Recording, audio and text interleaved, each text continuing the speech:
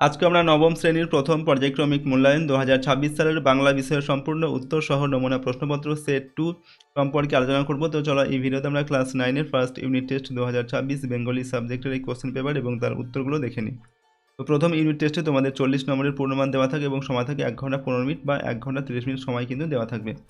তো চলো আমরা এই কোশ্চেন পেপার এবং তার উত্তরগুলো দেখে নিই। আর এই প্রশ্নদের পিডিএফগুলো আমাদের অ্যাপের মধ্যে দেওয়া আছে, অ্যাপের লিঙ্ক ডেসক্রিপশন বক্সে রয়েছে। পেইড কোর্সের মধ্যে এর পিডিএফ ফাইলগুলো দেওয়া থাকবে, সেখানে কিন্তু ভিডিওগুলো তোমরা পাবে।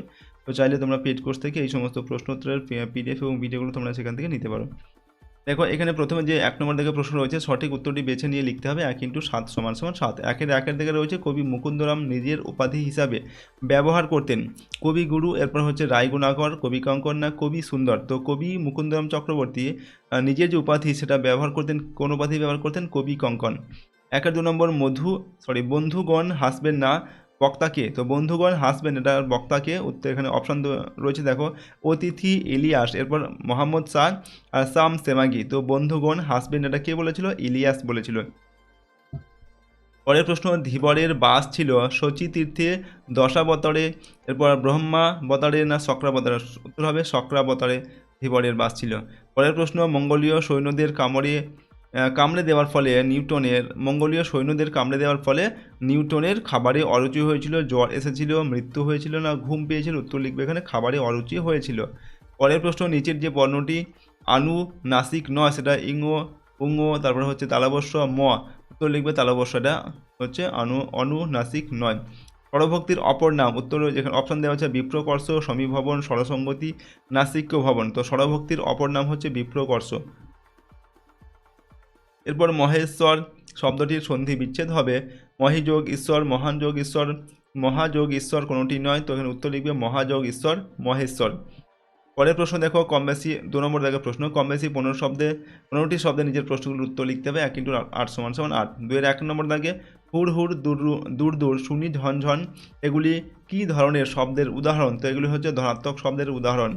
ধীবর সম্পর্কে রাজার আদেশ কি ছিল? তো জেলেকে ছেড়ে দিয়ে তাকে আংটির সমপরিমাণ অর্থ পুরস্কার দিতে রাজা আদেশ দিয়েছিলেন। কত বছর পরিশ্রম করে ইলিয়াস প্রচুর সম্পত্তি করেছিল? উত্তর হবে দীর্ঘ 35 বছর পরিশ্রম করে ইলিয়াস প্রচুর সম্পত্তি করেছিল। আমার মনটাকে অদ্ভুতভাবে দুলিয়ে দিল। মন দুলে উঠেছিল কেন? তো অঙ্কের মাস্টারমশাইয়ের আশ্চর্য গলার স্বর ও নাম ধরে ডাকার ফলে মন দুলে উঠেছিল। ঠিক আছে, লেখকের আর কি। এরপর স্রোতের বিদ্রুপ করার কারণ কি? দেখো, নোঙরে নৌকো বাঁধা, তাও কবি দাঁড় নিক্ষেপ করেন প্রতিবার, ফলে স্রোতকে ঠেলে নৌকো যেতে পারে না, তাই একথা বলা হয়েছে। ঘোষীভবন কাকে বলে? উদাহরণ সহ লেখো। শব্দের মধ্যে কোনো অঘোষ ধ্বনি, যদি কোনো ঘোষ ধ্বনির ফলে স্বঘোষ হয় তাকে ঘোষীভবন বলে, যেমন চাকদাহ থেকে চাকদা। একটি শব্দজাত বিদেশি অনুস্বর্গের ব্যবহার বাক্যে প্রয়োগ করে দেখাও। তো তোমার বদলে আমি সেখানে যাব, এটা আমরা লিখলাম। তারপর যোগ রূঢ় শব্দ কাকে বলে? উদাহরণ সহ লেখো।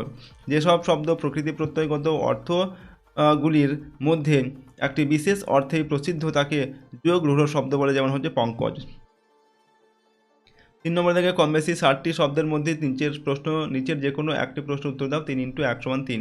হুড় হুড় দূর দূর শুনি ঝনঝন উদ্ধৃতাংশটির মধ্য দিয়ে ঝড় বৃষ্টির ভয়াবহতার যে ছবি ফুটে উঠেছে তা নিজের ভাষায় লেখো। তো মুকুন্দ চক্রবর্তী রচিত চণ্ডীমঙ্গল কাব্যের আখেটিক খণ্ডের অন্তর্গত কলিঙ্গ দেশে ঝড় বৃষ্টি কাব্যাংশে দেবী চণ্ডী তার কৃপাধন্য ব্যাধ কালকেতুর তৈরি গুজরাট নগরে বসতি প্রতিষ্ঠার জন্য কলিঙ্গ দেশে প্লাবন ঘটান। কলিঙ্গের আকাশে ঈশান কোণে মেঘ জমা হয়, ঘন ঘন বিদ্যুতের ঝলকানি দেখা যায়। দূর দিগন্তে মেঘের গম্ভীর ধ্বনির সঙ্গে শুরু হয় মুষলধারায় বৃষ্টি। বিপদের আশঙ্কায় প্রজারা ঘর ছেড়ে দ্রুত পালাতে থাকে। ঝড়ের দাপটে শস্যক্ষেত এবং সবুজ গাছপালা নষ্ট হয়ে যায়। 8টি হাতি যেন মুষলধারায় সব ভাসিয়ে নিয়ে যেতে চায়। প্রবল বর্ষণে পথঘাট জলে ডুবে যায়। ঘোর অন্ধকারে দিনরাত্রির পার্থক্য মুছে যায়। জলমগ্ন রাস্তায় সাপ ভেসে বেড়াতে থাকে। ভীত প্রজারা এই ভয়াবহ দুর্যোগ থেকে নিস্তার পেতে ঋষি জৈমিনীকে স্মরণ করতে থাকে। দেবীচণ্ডীর আদেশে সৃষ্ট এই ভয়াবহ প্রাকৃতিক বিপর্যয়ে অসহায় ভীত প্রজারা বিপদের আশঙ্কায় শেষ পর্যন্ত কলিঙ্গ ত্যাগ করে চলে যায়। ঠিক আছে। এরপর 3-এর 2-এ দিয়েছে পড়ে তটের কিনারে মন্তব্যটির তাৎপর্য ব্যাখ্যা করো। তো কবি সুদূরের পিয়াসী, তার মধ্যে একটি চঞ্চল মন আছে যেটি অচেনার উদ্দেশ্যে পাড়ি দিতে চায় দূর সমুদ্র পাড়ে, কিন্তু ব্যক্তি জীবনে তিনি নানা কর্মের বন্ধনে বাঁধা পড়ে আছেন। সংসারে বিভিন্ন দায়িত্ব কর্তব্যে তার দৈনন্দিন জীবন বাঁধা। কবির রোমান্টিক মন সমস্ত বন্ধন থেকে মুক্তি চায়, ছুটে যেতে চায় স্বপ্ন কল্পনার মায়াবী জগতে, কিন্তু মন চাইলেও বাস্তবকে উপেক্ষা করে সেখানে যাওয়া সম্ভব নয়। 4 নম্বর দেখে কম বেশি 60 শব্দের মধ্যে নিচের যে কোনো একটি প্রশ্নের উত্তর দাও। প্রশ্নের মান এখানে 3 নম্বর দেওয়া আছে। তার একের প্রশ্ন দেখো, ফলে প্রতি বছরই তার অবস্থার উন্নতি হতে লাগলো। কার উন্নতির কথা বলা হয়েছে? কীভাবে তার অবস্থার উন্নতি হয়েছিল? তো আলোচ্য উদ্ধৃতিতে ইলিয়াসের অবস্থার কথা বলা হয়েছে। ইলিয়াসের বিবাহের 1 বছর পরে যখন তার বাবা মারা যান, তখন ইলিয়াস না ধনী না দরিদ্র। এরপর গৃহপালিত পশুর সুপরিকল্পিত ব্যবহারের ফলে তার সম্পত্তি কিছু করে বাড়তে শুরু করে। ইলিয়াস এবং তার স্ত্রী ভোরবেলা সবার আগে ঘুম থেকে উঠতেন এবং সবার শেষে ঘুমোতে যেতেন। সারাদিন তাদের কাজকর্মের মধ্যে দিয়ে অতিবাহিত হতো। এইভাবে ধারাবাহিক কঠিন পরিশ্রমের ফলে ইলিয়াসের অবস্থার উন্নতি হতে শুরু করে। পরের প্রশ্ন 4-এর 2 নম্বর, এখনই পা ধরে স্কুলের পুকুরে ছুঁড়ে ফেলে দেব। বক্তা কেন পুকুরে ছুঁড়ে ফেলে দেওয়ার কথা বলেছেন? তো নারায়ণ গঙ্গোপাধ্যায়ের দাম ছোট গল্প থেকে নেওয়া উক্তিটি সুকুমারের স্কুলের অঙ্কের মাস্টারমশাইয়ের, অর্থাৎ অঙ্কের মাস্টারমশাই এই কথাটা বলেছিলেন।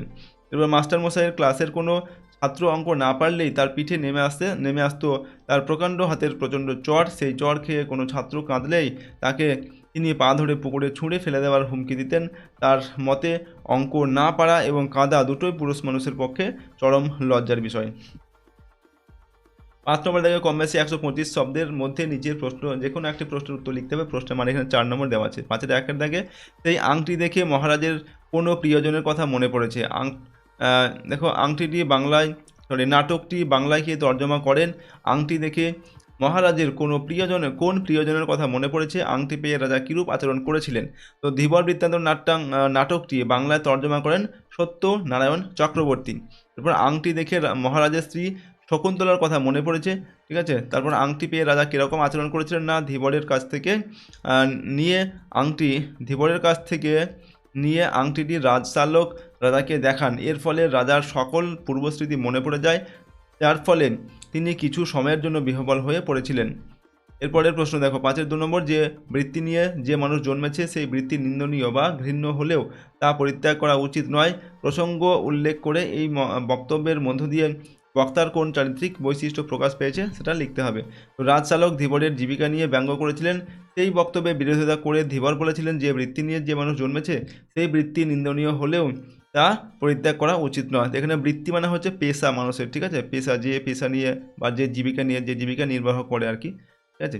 এরপর দেখো, দেবজ্ঞ ব্রাহ্মণ স্বভাবে দয়াপরায়ণ হলেও যজ্ঞীয় পশুবধের সময় নির্দয় হয়ে থাকেন। ধীবর তার বক্তব্যের মাধ্যমে বোঝাতে চেয়েছেন যে তার জীবিকা নিম্নমানের হলেও তা দেখে ব্যক্তি যাচাই করা উচিত নয়, কারণ দেবজ্ঞ ব্রাহ্মণ তার স্বভাবে দয়ালু হলেও যজ্ঞের সময় তিনি নির্দয়ভাবে পশুবধ করেন। 6 নম্বর থেকে কম বেশি 150 শব্দের মধ্যে নিচের যে কোনো একটি প্রশ্নের উত্তর দাও। প্রশ্নের মান 5 নম্বর। 6-এর 1-এর দাগে বোমযাত্রী ডায়েরি গল্প অবলম্বনে মঙ্গল গ্রহের সংক্ষিপ্ত বিবরণ দাও। তো বোমযাত্রী ডায়েরি নামক কল্পবিজ্ঞানমূলক গল্পে আমরা মঙ্গল গ্রহের সংক্ষিপ্ত বর্ণনা পাই। মঙ্গল গ্রহের গাছপালা, মাটি, পাথর সবই যেন নরম রবারের মতো। নরম পাথরের ঢিবির রং হলুদ। এছাড়া ওখানকার সমস্ত নদীর রং লাল। সেখানকার জল স্বচ্ছ পেয়ারা জলের মতো, স্বাদ অমৃতের মতো। জল বয়ে যাওয়ার কুলকুল শব্দ শোনা যায়। একটা স্থির শান্ত থমথমে ভাব রয়েছে চারপাশে। আবহাওয়া গরমের দিকে হলেও মাঝে মাঝে একটা ক্ষণস্থায়ী হাড় কাঁপানো ঠান্ডা হাওয়া বয়ে যায়। নতুন জগতের বিচিত্র গন্ধ পেয়েছিলেন শঙ্কু, যা গাছপালা, জল, মাটির নয়, একান্ত মঙ্গল গ্রহেরই গন্ধ। তার আবহাওয়ার সঙ্গে মিল রয়েছে। আর এই মঙ্গল গ্রহেই রয়েছে মানুষ, মাছ ও জন্তুর সংমিশ্রণে গঠিত একদল অদ্ভুত প্রাণী। হাত 3 লম্বা, মাছের মতো ডানা, বুক চূড়া দন্তহীন হাড়। এরপর মাঝখানে প্রকাণ্ড সবুজ চোখ এবং এবং এদের সর্বাঙ্গে মাছের আঁশে ঢাকা। ওকে, এদের আক্রমণের মুখে পড়ে প্রফেসর শঙ্কু এবং তার সঙ্গী সাথীরা অত্যন্ত সাহস ও বুদ্ধিমত্তার পরিচয় দিয়ে নিজেদের প্রাণ বাঁচিয়েছিলেন। পরের প্রশ্ন 6-এর 2 নম্বর, কাল টাফায় পৌঁছেছি। টাফা পৌঁছে প্রফেসর শঙ্কুর কীরূপ অভিজ্ঞতা হয়েছিল তা বর্ণনা করো। সত্যজিৎ রায় রচিত কল্পবিজ্ঞানের গল্প বোমযাত্রীর ডায়েরিতে আমরা টাফা গ্রহের বিবরণ পাই। এক অবিশ্বাস্য জগতের মধ্যে অবস্থিত টাফা, সেখানে আকাশময় কেবল সোনার বুদবুদ ফুটছে আর ফাটছে বলে মনে হয়। মনোহরণকারী আলোর আতশবাজির উৎসব যেখানে অনবরত চলে, সেই জগতে ভয়ঙ্কর পাথরের অগ্নিপিণ্ডও বিচরণ করেন। সেই জগতের এক মনোমুগ্ধকর ঝলমলে সাদা গ্রহ হলো টাফা। বিধুশেখরের বিবরণ থেকে জানা যায় টাফাতে সৌরজগতের প্রথম সভ্য লোকেরা বাস করে। পৃথিবীর চেয়ে কয়েক কোটি বছরের পুরনো তাদের সভ্যতা, তাদের গ্রহের প্রত্যেককে বৈজ্ঞানিক ও বুদ্ধিমান। তাই টাফাবাসীদের প্রয়োজনের তারা অন্যান্য সব গ্রহ থেকে কম বুদ্ধির লোক বেছে টাফায় আনিয়ে বসবাস করাচ্ছেন। কিন্তু টাফায় পৌঁছে প্রফেসর শঙ্কু বুঝতে পারেন যে বিষয়টি ঠিক তার উল্টো, অর্থাৎ টাফাবাসীরা মানুষের অবস্থার থেকে অনেকটাই পিছিয়ে আছে। টাফাবৃন্দরা আসলে অতিকায় পিঁপড়ে জাতীয়, বিরাট মাথা আর চোখ, কিন্তু সেই অনুপাতে হাত পা সরু। তাদের ঘরবাড়ি কিছু নেই, এমনকি সেখানে গাছপালাও নেই। এরা গর্ত দিয়ে মাটির ভিতরে ঢুকে যায় আর সেখানে বসবাস করে। তবে টাফাবৃন্দরা প্রফেসর ও তার সঙ্গীদের থাকার জন্য যথাযথ আয়োজন করে। তাই টাফাতে প্রহ্লাদ, নিউটন, প্রফেসরের যত্নের কোনো অভাব হয় না। টাফাবাসীরা বাংলা ভাষাও জানে দেখে প্রফেসর বিস্মিত হন। 7 নম্বর থেকে কম বেশি 150 শব্দের নিচের যে কোনো একটি প্রশ্নের উত্তর লিখতে হবে। প্রশ্নের মান এখানে 5 নম্বর দেওয়া আছে, ঠিক আছে। এটা 5 × 1 = 5 হবে। দেখো 7-এর 1 নম্বর থেকে কলিঙ্গে টোঙরে সকল লোক যে জৈমিনীকে। কলিঙ্গের লোক কোন পরিস্থিতিতে কেন জৈমিনীকে স্মরণ করেছিলেন? তো কলিঙ্গ দেশে ঝড় বৃষ্টি কাব্যাংশে উল্লেখিত জৈমিনী হলেন এক বাকসিদ্ধ ঋষি। এনার নাম স্মরণ করলে বজ্রপাত বন্ধ হয়ে যায়। এই বিশ্বাসে বজ্রপাতের সময় মানুষ এর নাম কীর্তন করেন। কলিঙ্গ দেশের আকাশে হঠাৎ ঘন কালো মেঘ জমে ওঠে। আকাশ ভাঙা মেঘ থেকে বৃষ্টি নামে মুষলধারায়। মেঘের গম্ভীর গর্জন, ঘন ঘন বজ্রপাত, ঝড়ের প্রবল তাণ্ডবে ভীত কলিঙ্গবাসী এই ভীষণ বিপদ থেকে উদ্ধার পাওয়ার আশায় ঋষি জৈমিনীকে স্মরণ করতে থাকে। এরপর হচ্ছে 7-এর 2 নম্বর, মনে হলো স্নেহ মমতা মায়ার এক মহাসমুদ্রের ধারে এসে দাঁড়িয়েছি।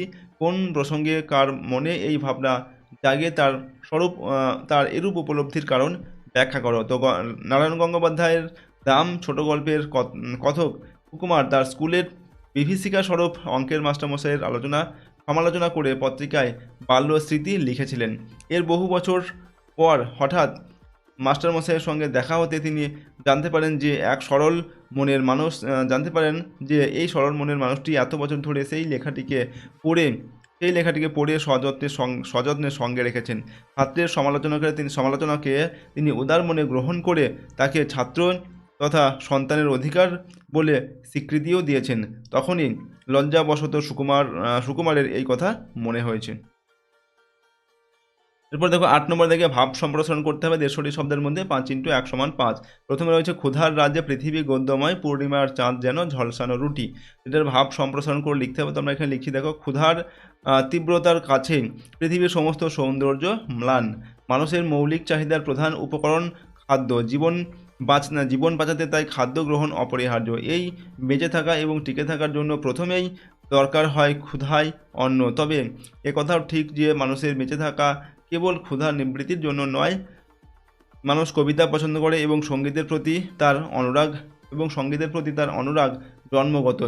সে ফুল ভালোবাসে প্রকৃতিকে, ভালোবাসে জ্যোৎস্না রাত্রি এবং আকাশের চাঁদকে। কিন্তু মানুষের কাছে এই সব কিছুই অপ্রয়োজনীয় হয়ে যায় যখন তার ক্ষুধার অন্ন জোটে না। বাস্তবে রুটিই তার কাছে চাঁদের থেকে অধিকতর সুন্দর। এক টুকরো ঝলসানো রুটি পেলেই কৃতার্থ বোধ করেন। কবিতার বিলাসিতা এবং পূর্ণিমা চাঁদের শোভা সে বুঝতে চায় না, পারেও না। কবির দেখা পূর্ণিমার চাঁদ তাই তার কাছে ঝলসানো একখণ্ড রুটির প্রতীক। এরপর দেখো অথবা দিয়ে রয়েছে নদীর এপার কহে ছাড়িয়া নিঃশ্বাস ওপারেতে সর্বসুখ আমার বিশ্বাস। দেখো মানুষের জীবন অতৃপ্তির বেদনা দিয়ে গড়া। মানুষ কখনো তার বর্তমান অবস্থায় তৃপ্ত থাকে না। মানুষ যা পায় তা নিয়ে তৃপ্ত থাকা মানুষের স্বভাব নয়, বরং তার আয়ত্তের বাইরে আরও যা কিছু আছে তা লাভের আকাঙ্ক্ষায় জীবনকে দুর্বিষহ করে তোলে। সে আরও বেশি পাওয়ার জন্য লালায়িত থাকে। নদীর ক্ষেত্রে এই ব্যাপারটি বেশ স্পষ্ট। নদীর নদীর এক পার অন্য পাড়ের দিকে তাকিয়ে ভাবে সকল সমৃদ্ধি কেবল ওই পাড়েতেই। এরূপ ধারণার বশবর্তী হয়ে তারা তাদের বর্তমান সুখকে ম্লান করে দেয়। কিন্তু প্রকৃতপক্ষে কোনো পারেই সুখ নেই। প্রত্যেকেরই নিজের ব্যাপারে অতৃপ্তি এবং অপরের প্রতি উচ্চ পর্যায়ের ধারণা থাকে। ফলে তাদের অতৃপ্ত বেদনা তাদেরকে প্রকৃত সুখ থেকে বঞ্চিত করে ফেলে। ওকে, দেখো এখানে আমরা তোমাদের আজকের এই ভিডিওতে হচ্ছে ক্লাস 9-এর আমরা প্রথম পর্যায়ক্রমিক মূল্যায়ন বা ফার্স্ট ইউনিট টেস্ট 2026 সালের বাংলা বিষয়ের একটি কোশ্চেন পেপারের উত্তর সম্পর্কে আলোচনা করলাম। ঠিক আছে, প্রশ্নোত্তরগুলো অবশ্যই তোমরা ভালোভাবে কিন্তু মুখস্থ করবে এবং প্র্যাকটিস করবে। এটা 2 নম্বর সেট আমি তোমাদের দিলাম, এরপর আরও কয়েকটি সেট দেবো, টোটাল 4-5টি সেট দেওয়া হবে। তো প্রতিটা সেটের প্রশ্নোত্তর তোমরা ভালোভাবে প্র্যাকটিস করে নেবে, তাহলে তোমাদের প্রথম ইউনিট টেস্টের প্রশ্নে মানে যে প্রশ্নপত্র দেওয়া হবে সেখানে দেখবে তোমরা এই সেটগুলোর মধ্যে থেকেই প্রশ্ন পরীক্ষায় কমন পেয়ে যাবে। আর যদি এই সমস্ত প্রশ্নোত্তরের পিডিএফ ফাইলগুলো তোমরা পেতে চাও, আমাদের অ্যাপটিকে ডাউনলোড করবে। অ্যাপের মধ্যে পেইড কোর্সের মধ্যে কিন্তু দেওয়া থাকবে আমাদের এই পিডিএফগুলো, সেখানে তার সঙ্গে ভিডিওগুলোও দেওয়া থাকবে। ওকে, তো অ্যাপের লিঙ্ক ডেসক্রিপশন বক্সে দেওয়া আছে। গুগল প্লে স্টোরে গিয়ে সহজ লেসন লিখে সার্চ করতে হবে, তাহলে তোমরা অ্যাপটিকে পেয়ে যাবে। এবং অ্যাপটিকে তোমরা প্রথমবার ইনস্টল করার পর এখানে নাম, মোবাইল নাম্বার, ইমেল আইডি এখানে দেবে। স্টেট ওয়েস্ট বেঙ্গল লিখবে, সিটি হচ্ছে নিজের এরিয়ার নামটা দেবে এখানে, তারপর নিজের মধ্যে একটা পাসওয়ার্ড তৈরি করে এখানে দেবে এবং রেজিস্টার করবে। তারপর পরের বার লগ ইন করার সময় এই সেম মোবাইল নাম্বার আর সেম পাসওয়ার্ড এখানে দিয়ে লগ ইন করবে। আর যারা আগের থেকে ইনস্টল করে রেখে তারা অ্যাপটিকে আপডেট করে নেবে। ঠিক আছে, আপডেট করার পর তোমরা অবশ্যই অ্যাপটিতে এখানে একটা 5 স্টার রেটিং দিয়ে এখান থেকে পোস্ট করবে। ঠিক আছে, এবার তোমাদের আমি দেখিয়ে দিচ্ছি অ্যাপটি ওপেন করার পর তোমরা কীভাবে ব্যবহার করবে। অ্যাপটিকে ওপেন করার পর তোমাদের প্রথমে স্ট্রিম সিলেক্ট করতে হবে। তার জন্য এই উপরে এই অংশে তোমরা ক্লিক করবে। এখানে ক্লিক করার পর দেখো এখানে এই যে 5, 6, 7 যেগুলো রয়েছে এগুলো তোমাদের এইভাবে সাদা হয়ে থাকবে।